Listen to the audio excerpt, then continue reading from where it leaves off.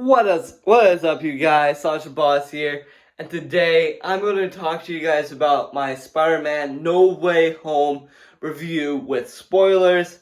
So spoiler warning in 3, 2, 1. Ba-dum!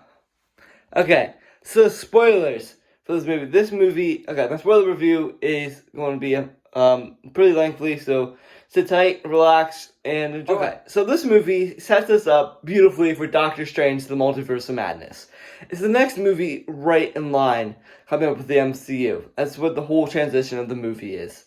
And the whole premise of this movie is introducing us to what's next for the MCU.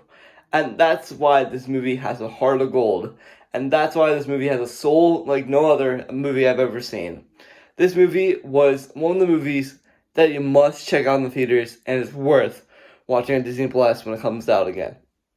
Okay, with that being said, let's talk about things I really enjoyed about this movie. Well, there's a lot of things. First up, I'm talking to you guys about the villains. Okay, the villains, guys, were spectacular. Doc Ock, Electro, Lizard, Sandman. Holy cow! All these villains have just an amazing premise, and it's like how Tom Holland's almost like the ringleader of this whole premise of these guys getting back to their own homes. And Tom's like, screw you! I'm gonna keep you guys safe. I don't want anyone to die. And the villains end up turning on him, which we all know. We all know what's going to happen.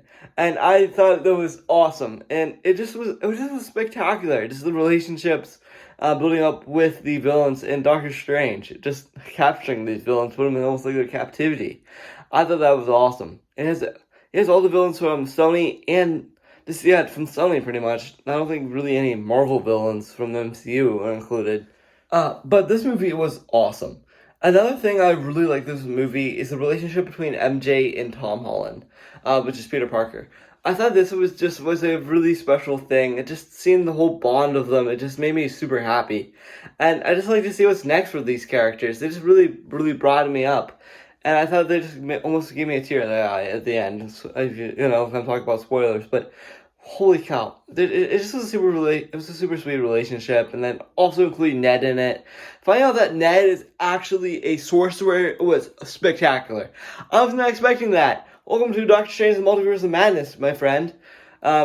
I thought that Ned was awesome. He was hilarious like ever, and he was super fun. Another spoiler I like to talk to you guys about is Dummy. Dummy's back, built the Death Star, destroyed the Death Star in a 5-week time period, which is awesome. Okay.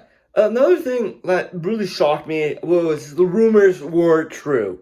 The rumors were true because Andrew Garfield and Tobey Maguire showed in this movie. This is my favorite scene in this MCU movie. There was so much to say about this. Like, Marvel killed it. Same with Sony. They absolutely pulled it all together, and this was awesome. It literally got one of the biggest pops in the whole entire movie. And everyone was like smiling, cheering, people were crying. I almost teared up here, and it was awesome. It was one of the most absolutely beautiful things in this movie. I just can't tell you enough why you should check us out. It just was a scene like no other. It was almost like a Christmas present to us. We were not expecting this, and we were expecting this because we were expecting these guys be in the movie for the longest time, and they were. And that money shot in the trailer was worth it. It just was something unpredictable, something just unimaginary. It happened. We made history. Like, Marvel literally made history, which was almost groundbreaking point in my opinion. And that's why I'm wearing my Iron Man shirt today, because you gotta live Tony Stark's legacy, right? Okay. Another thing about this movie, that the whole theme of this movie was, I just like the subtle nods to the previous Spider-Man movies. Like, was it from Andrew Garfield's point of view on how he treats his villains, and how Tobey Maguire treats his villains, and also a little bit of a life update for the Spider-Men. And I can also see something from the actors too. They're getting emotional because they've not played Spider-Man in a very long time. You can just see that from like the teary-eyed scenes, and it just was spectacular.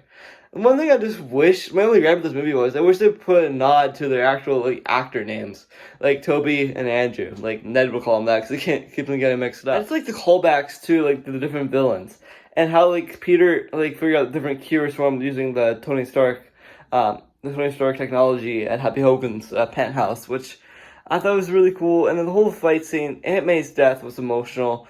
I like how the Green Goblin was like bittersweet, like sweet, you know, how they typically are bittersweet villains, which they are. And like Sandman almost became like a truth with them, but no.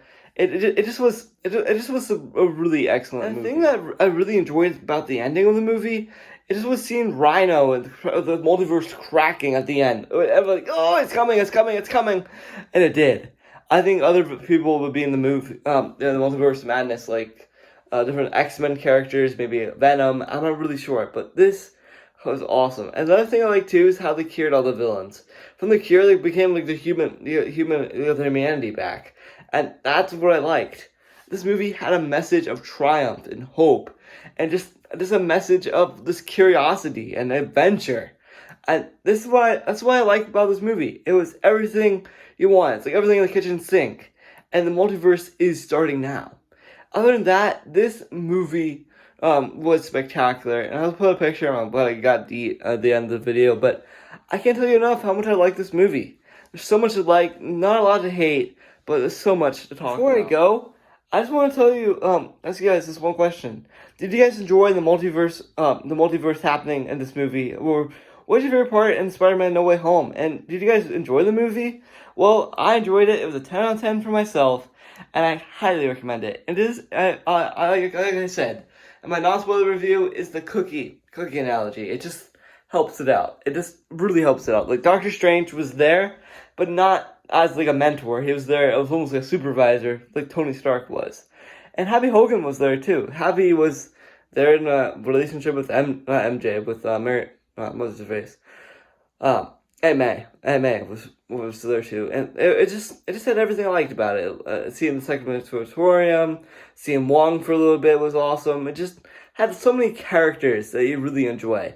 And the post-credit scene with Venom, holy cow, I thought it was hilarious. We all knew it was going to happen. But one thing I was surprised didn't happen was Daredevil. Daredevil was in it too. He was there to be a lawyer to Spider-Man in the beginning of the movie, which I thought was spectacular.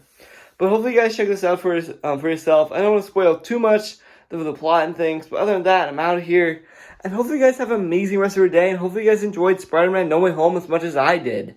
And yeah, see you guys tomorrow for my advent calendar, day number 20. Oh, which is going to happen later today, and when do you see this video? But thank you guys for watching, and yeah, Spider-Man.